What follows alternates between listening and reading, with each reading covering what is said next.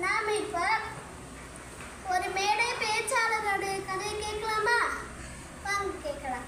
Japan நாட்டில் ஒரு மேடை பேச்சாளர் ஒருத்தர் இருந்தாராம். அவர் பேச போறாருன்னு சொன்னாலே அந்த இடம் ஃபுல்லாக கும்பலாக இருக்குமா.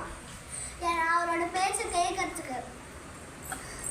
அந்த மாரி அவர் என்ன பண்ணுவார்னா ஒரு வருஷத்துக்கும் ஒரு ஆளை செலக்ட் பண்ணி அவருக்கு நல்லா புத்திசாலியான ஆளெல்லாம் செலக்ட் பண்ணி அவருக்கு ஒரு வாழ்க்கையில் முன்னேறக்கூடிய பயிற்சியை கொடுத்துருவாராம். அந்த மாதிரி இந்த வருஷம் வந்து அவர் 3 பேர் செலக்ட் பண்ணாராம்.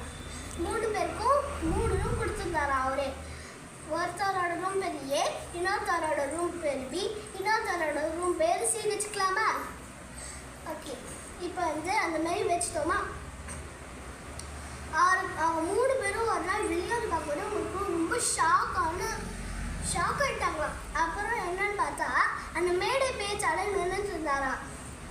அவங்கெல்லாம் இது வரைக்கும் மேடையில் பேசி மட்டும்தான் பார்த்துருக்காங்களா. கிட்ட பார்க்கணும், அவர்கிட்ட பேசணும் எல்லாருக்கும் ஆசை இருக்கும்ல.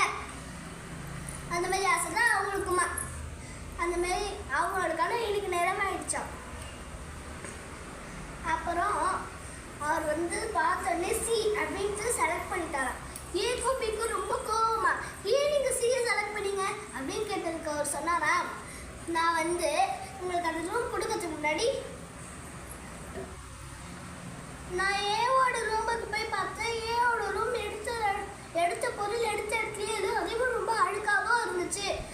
ஆனால் அதுக்குள்ளேயே பி சொன்னாரா, யார் ரூமும் கிளீனத்தோட இருந்துச்சு, அப்புறம் நீங்கள் சியை செலக்ட் பண்ணீங்க அப்படின்னு கேட்டதுக்கு அவர் சொன்னாரா, நான் வந்து உங்களுக்கு அந்த ரூமை கொடுக்கறதுக்கு முன்னாடியே என்னோட பணியாளர்கள்கிட்ட சொல்லி அந்த குளியல் அறையில் இருக்கிற குழாயை பூட்டி வச்சுருந்தேன். ஆனால் ஏவும் பியும் என்ன பண்ணியிருந்தாங்களா, அந்த அவரோட பணியாளர்களுக்கு ஃபோன் பண்ணி இந்த மாரி இது க்ளோஸ் ஆகிருக்கு வந்து திறந்துடுங்கன்னு சொல்லி திறந்துக்கிட்டாங்க.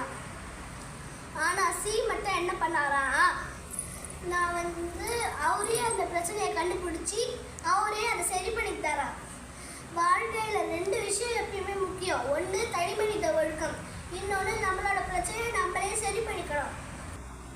இது 2ம் சி கிட்ட இருந்துச்சு. அதனால தான் நான் அவரை சஜஸ்ட் பண்ணேன் அப்படின்னு சொல்லிட்டு அவர் போயிட்டாராம். ஆகவே நம்மளும் அந்த தனிமனித ஒழுக்கத்தையும் நம்மளோட பிரச்சனை நம்மளே சரி பண்ணிக்கக்கூடிய ஒழுக்கத்தையும் நம்மளே நமக்கு வளர்த்துக்கணும் அப்படின்னு சொல்லி என்னோட கதையை முடிச்சுக்கிறேன்.